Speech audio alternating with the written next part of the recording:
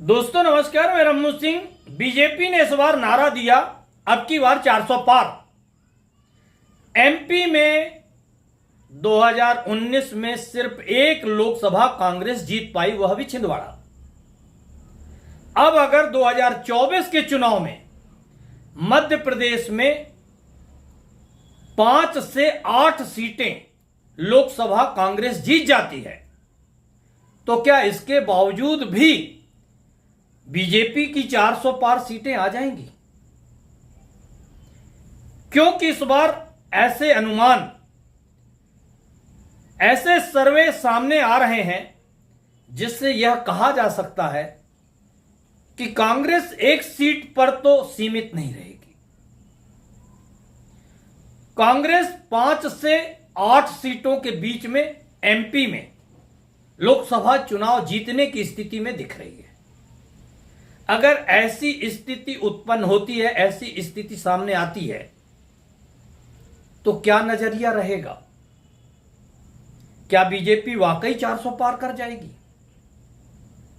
मुझे तो लग रहा है कि 400 पार, बीजेपी की बात तो छोड़ दीजिए, एनडीए, पूरा बीजेपी का जो गठबंधन है, वह सब मिलकर भी 400 पार बड़ी मुश्किल से कर पाएंगे, नहीं कर पाएंगे, बहुत मुश्किल होगा।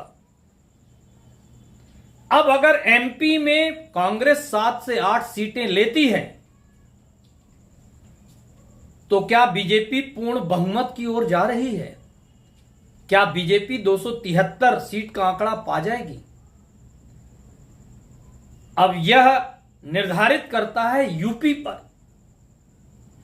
अगर यूपी में 20 से 25 सीट विपक्ष ने ले लिया, तो मुझे तो लग रहा कि मोदी को सरकार बनाने में भी बड़ी मुश्किल जाएगी। वैसे एक तस्वीर और मैं देख पा रहा हूं कि अगर बीजेपी अलायंस को मिलाकर 200-225 के आंकड़े पर रह गई और उसे सरकार बनाने के लिए 50 सांसद के लगभग की जरूरत पड़ती है, तो हो सकता है कि समर्थन देने वाले लोग शर्त रखें। शर्त एक ही हो सकती है कि सरकार को समर्थन हम तब देंगे जब नरेंद्र मोदी के अलावा किसी और को बीजेपी प्रधानमंत्री बनाएगी। ऐसे में फिर एक नाम सामने आ सकता है, वह नाम है नितिन गडकरी। नितिन गडकरी के नाम पर बहुत सारे दल और बहुत सारे लोग समर्थन देने को तैयार हो सकते हैं। तो क्या ऐसी परिस्थितियां भी सामने आ सकती हैं?